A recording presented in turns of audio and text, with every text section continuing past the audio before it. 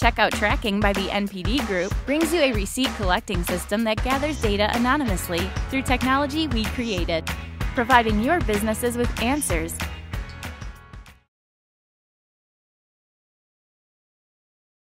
Casino. So we're here to talk about Michael's experience in working with land-based casinos and give any advice to people who are interested in this and why you did it. So my first question is maybe a little bit about yourself, about Ruby 7, and how you got into social casino. Thank you. So we're on our 4th year at Ruby 7, and I originally got into social gaming at PopCap. I was their vice president of social products, running Bejeweled Blitz for them. And there's nothing greater than having 5 million DAU and trying to figure out how to make a few pennies off them. So that was a great experience with a great brand and a great team there. After the EA acquisition, I decided I wanted to do a company on my own, and Ruby 7 was the founding of that. And social casino, in my naivety of 3 years ago, was, geez, that couldn't be hard to make a slot game. It's just a bunch of reels and some math, and poker I understand, so I can build a poker game pretty easily. And so we kind of naively went into it. My team actually on day one was a little over 80 people because we merged with a company in India.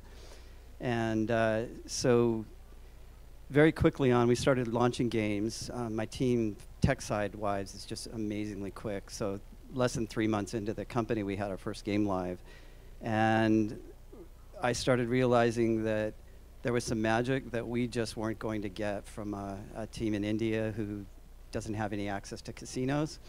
And we were approached by a real money game company, a bunch of guys out of WMS who had built a social game. And that kind of was the light bulb of now you know what you don't know, when you start seeing the decades and decades of experience in building true real money game casino games. So we were kind of the thing that they needed. We knew how to run live operations. We knew how to run servers. We knew how to acquire users. We knew how to publish. They knew how to make a great game, and that's all they knew. And so the marriage of that was actually the first experience Ruby 7 had of, okay, we need to do a few more of these. So that was the game Time Quest. That became one of the top 10 Android apps. It was the #1 Amazon app. From that, we've now signed 6 different content partners from the real money gaming space, as well as our investor, Rush Street Gaming, who is a casino operator in the Midwest. So does that answer that? Yeah. All right. In your mind, or in your words, what makes Ruby 7 kind of different? Different from other? Well, maybe I should ask you this one then, because not many people are doing B2B. And you're doing B2B, yet you have a B2C as well. What made you go into the B2B side, and how has it been to kind of manage that transition? So our first B2B deal was with Coral Interactive out of the UK, and that was kind of an interesting experiment because they had a content library, and then they were also an operator. They had tried to do a social outing on their own, and didn't work out so well. So we were kind of the cleanup team who came in and launched Magician Casino with them. And I don't really, we're not like Game Account, we're not a B2B, I have no biz dev team that's going out calling on casinos. What we're trying to do is we're trying to solve the 2 problems in social casino, in fact all gaming. One is distribution, and 2 is content. And the content gap that we're closing is by getting the real money game content. The distribution gap that we're trying to close is having the land-based casinos, the ones particularly that have good, strong brands that have a nationwide or worldwide appeal, to help us on the distribution side and kind of bridging those 2.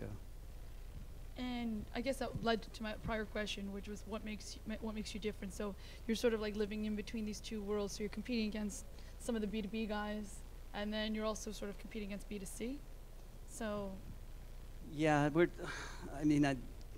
I don't think I'm competing against B2B because I'm not. Like I said, we don't have a large team that's going out calling on casinos. we are certainly competing in the B2C world because we're our own publisher, and we're the publisher of all the games that are the B2B games as well. So we're the publisher of Magician Casino, we're the publisher of TropWorld. And so what that means is we do all the user acquisition, we do all the community management, all the live operations for Tropicana, and then they're supporting it with property marketing on their side. And so you recently launched TropWorld. Maybe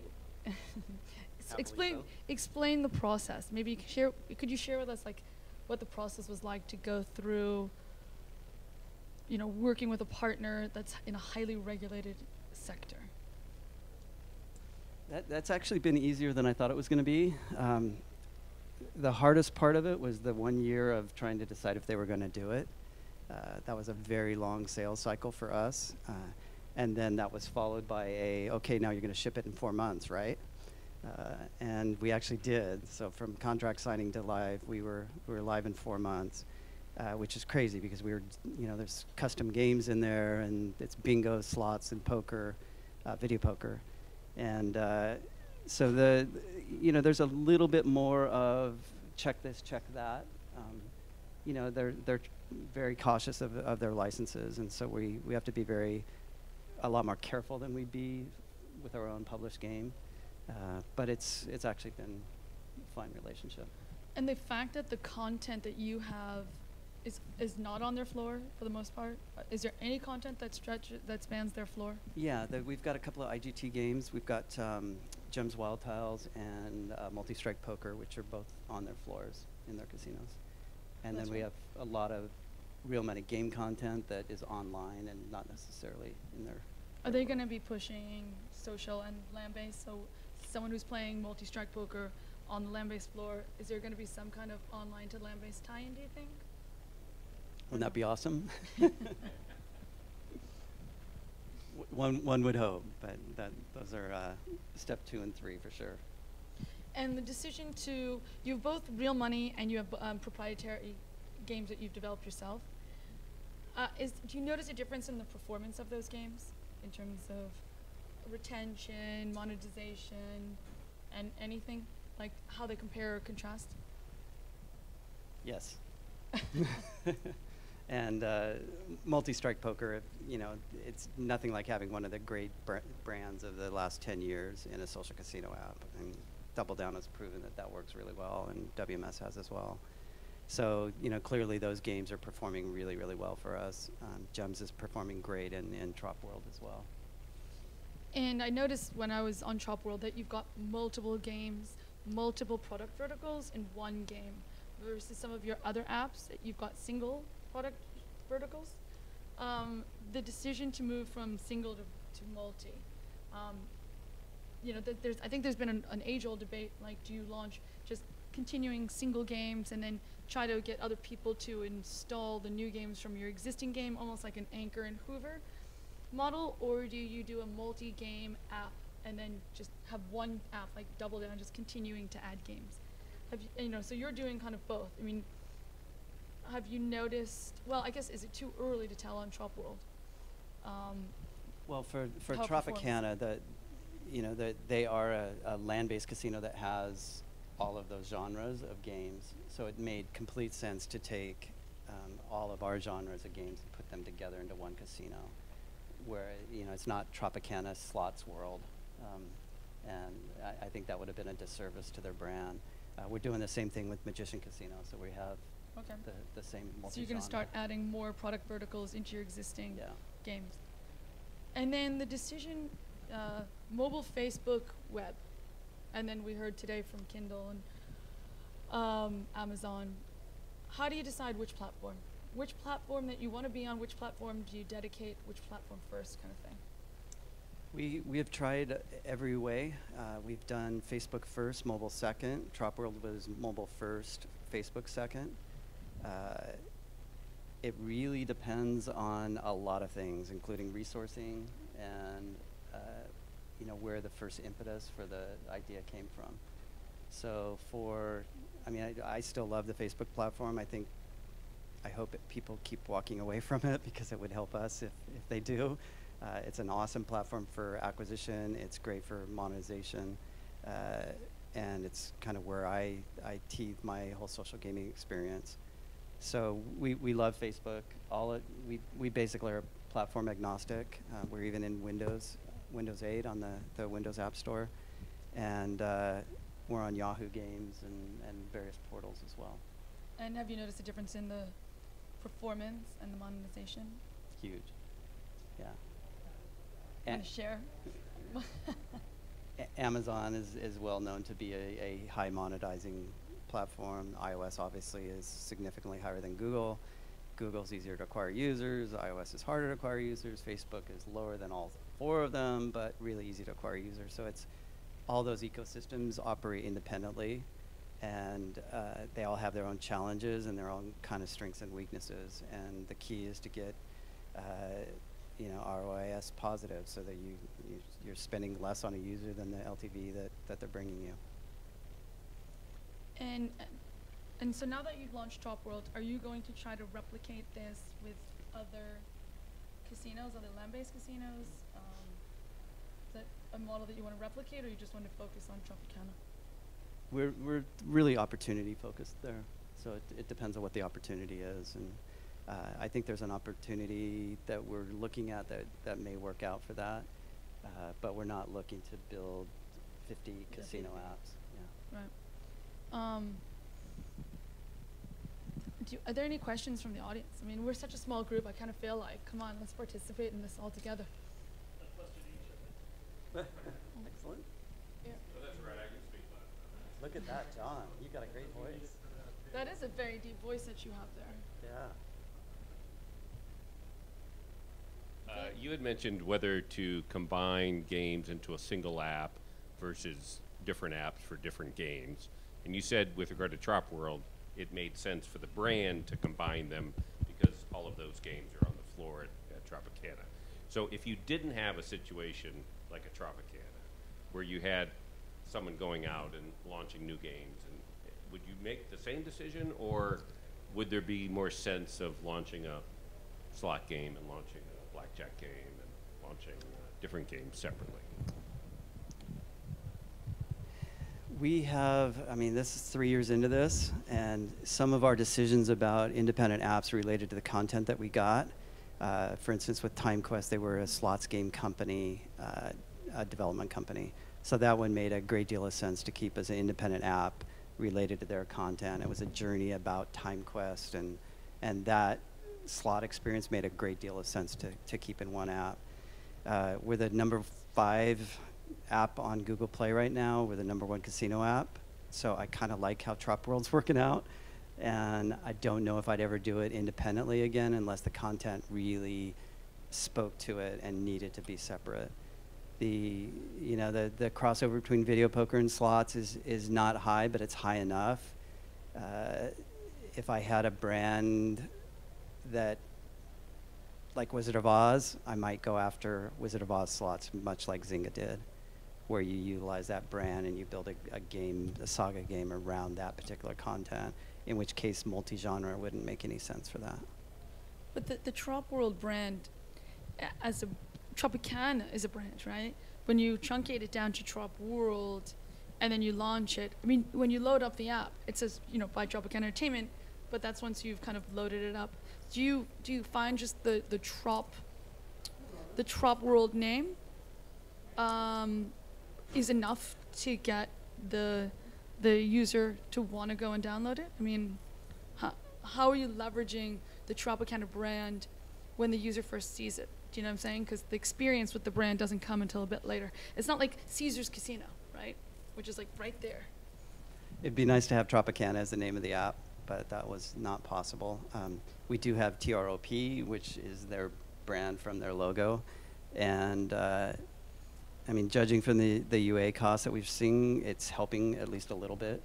And so, we're able to acquire users and leverage that a little bit more than Ruby 7 Casino would have been, or, right. Grey Wall Casino, whatever that would be. And in the early days so far, have you noticed a difference in the retention? The retention's really high, but it's our first multi-genre game, so right. I have no idea if it's higher than the other brand, multi-resort. yeah. And then also the tie-in to their rewards program. Is that going to be? I mean, I saw on the app that it's coming soon.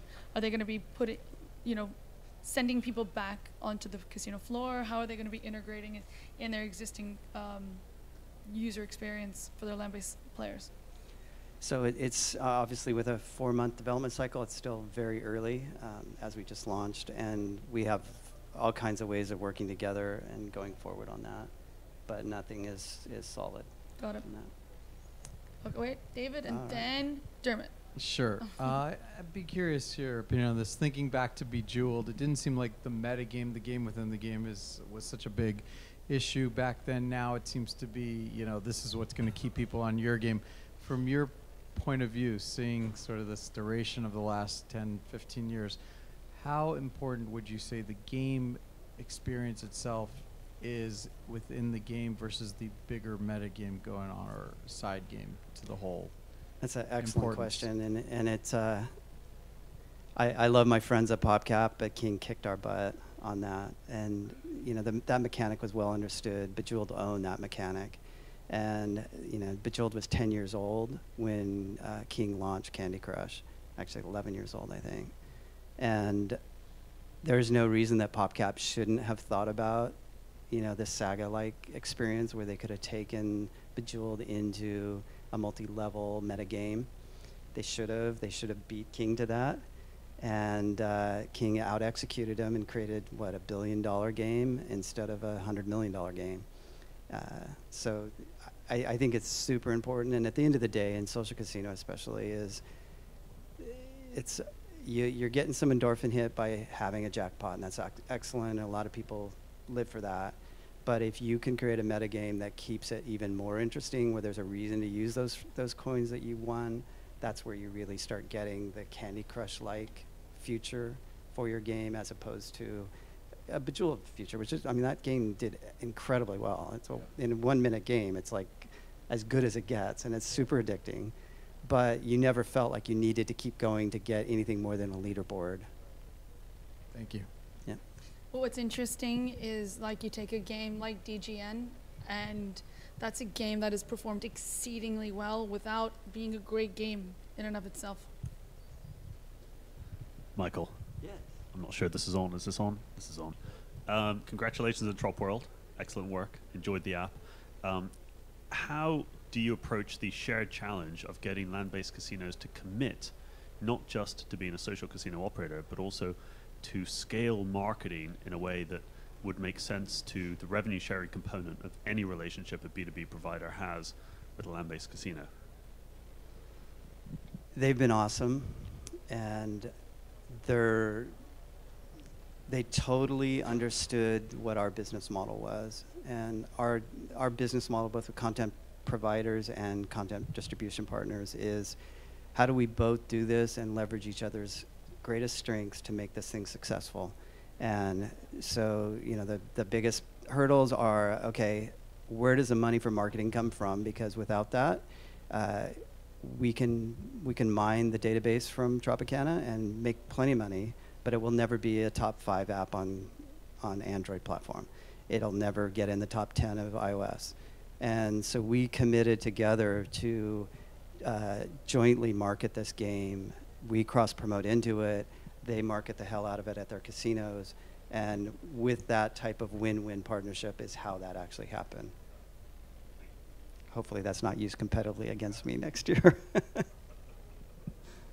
So when Coral approached you, right, and they had tried to do the Magician Casino, and they couldn't do it, what was it that they were lacking in your mind?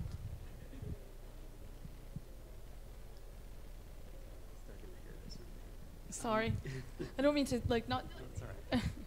So, as I think I've said this before in some of my talks, is that land-based casinos have a certain pillar of strength that's really awesome, and they do a really great job of that, and that's my big hole. I don't know how they operate. That's my weak spot.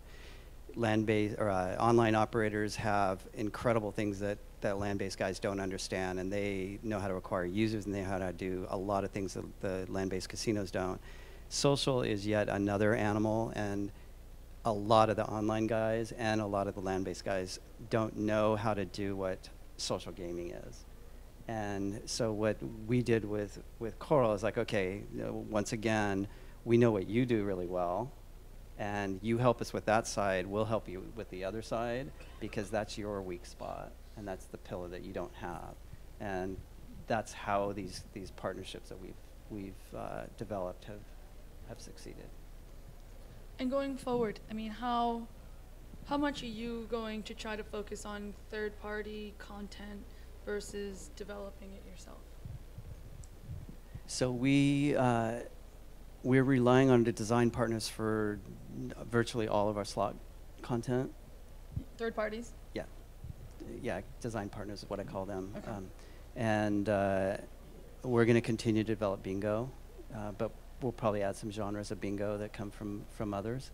And the games that I believe we can execute really well on, we'll do internally. The games that I know we need help on, we'll go external. Got it.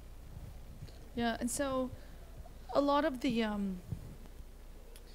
big contention in the industry has been the big slot developers have kept all the content themselves, right? I mean, and that's the content that's branded on the casino floor, the IGDs, the Bally's, the WMSs. And they've been, not sharing that with their land-based casinos. And you're sort of like in the middle where you're providing them a service, but they kind of want access to some of those branded land-based slots. And you've got a couple of the IGT ones. In the future, going forward, do you think that those guys are ultimately going to cave and give you some more of their content? I hope so. We didn't even talk about that at all today. It's such an important part of this industry, about whether these land-based guys are going to cave or not. Those are big businesses for them, and the exclusivity of that content is obviously a benefit for Jackpot Party. And so we'll see. I hope they do. I do too. Only because I think it could be a big moneymaker for them. I mean, I guess my question is to them. Do you think it will cannibalize what they already have with like Jackpot Party or Double Down or Dragonfly, right? Will the fact that they're offering this on the B2B cannibalize their B2C business? Well, on the last presentation, there's 450 million gamers on the Facebook platform. I mean, maybe, but it's not like we would create Jackpot Party Casino. They would have way more content than we would ever have. But are there games that would make a lot of sense for Tropicana to have? In TropWorld, there are. And it wouldn't mean their whole library. Right. Are there any other questions? Come on. This is supposed to be more of an interactive discussion. No? What's your take on Trop's ability, or any casino's ability to try? What's your take on Trop's ability or any other casino to drive users the other way? Like somebody gets thrill in the casino, they can't always be in the casino, but taking, the cue from within the casino to go play your games at home in a social sense. So I think what Tropicana has understood is that their players are already playing social casino games. And, I asked several times in the early discussions, like, are you afraid about cannibalization? I mean, there are going to be some players that get a reasonable experience off the free-to-play game and don't come into the casino that night. And their response was, well, they're probably already doing that, and they're doing it with somebody else's game. And so if we can integrate that in a way that at least it's our game that happens with. The whole convergence between land-based and social is about a big, giant denominator. And therefore, when people say, oh, almost nobody's going to do that, nobody's going to convert from this to that, it's like, of course, almost nobody is. But almost nobody on a big denominator is a shitload of, a bunch of people. And that is the model that social casino is built on. And social gaming is built on. So one of my clients that has 6 casinos did a study out to their 6 casino VIPs, and it was amazing the percentage of people that were on someone else's app And what was more astounding, so I think 75% were gaming and 30% paid, which is way higher than industry statistics, and it was amazing. So I guess my last question is, what makes, I think, Tropicana unique is that they're one of the few land-based casinos that has a real money gaming presence. The only other one would be Caesars, that is both real money gaming and social.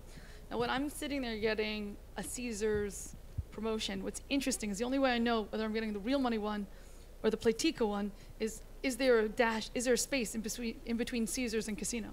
So I know that if it's Caesars Casino, I know that's real money, but if it's Caesars Space Casino, that's the play for free. Yeah. So, and they're very different propositions, right? Like one I'm going to be spending like $200 a month, the other one I'll be spending $20 a month.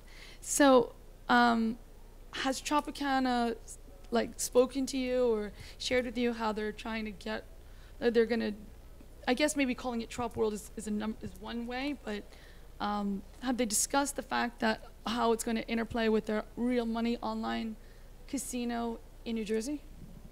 I leave that to Louisa. So no, I mean obviously we have a different name. If it was Caesar's World instead of Caesars, that would probably help them too. Yeah, I probably would help them. And I don't think there's going to be any confusion on what we're doing. And we're really trying to take the Tropicana brand and go way bigger than New Jersey. This is not about a New Jersey marketing effort. Oh, no, I know, but I'm saying in that tri-state area, in New York, in Philadelphia, and I'm just wondering how they're going to try to manage the confusion. Well, I guess with TropWorld it doesn't make it, but... I don't think there's going to be much. Okay. But it's interesting. And by the way, do you think the fact that they already had online helped them get over the hump for social? They already had real money online casino? Because I've kind of find, and look, I'm a consultant on the other side of you, right? Like I represent the land-based casinos. I have found that getting them over that hump is very difficult to do. And with Trop, I'm wondering if they were already there because of their experience in the real money. I guess I could have saw that going either way. There would have been equal opportunity for somebody to be paranoid about it jeopardizing their online and therefore not wanting to confuse or do the Caesars experience. So I'm not sure that, I mean, Louisa, she knows what she's doing, and definitely. She had a vision and she sold it into management, and we were luckily the ones that ended up working with them. Okay. Cool. Any more questions? Okay, we're going to cut it there.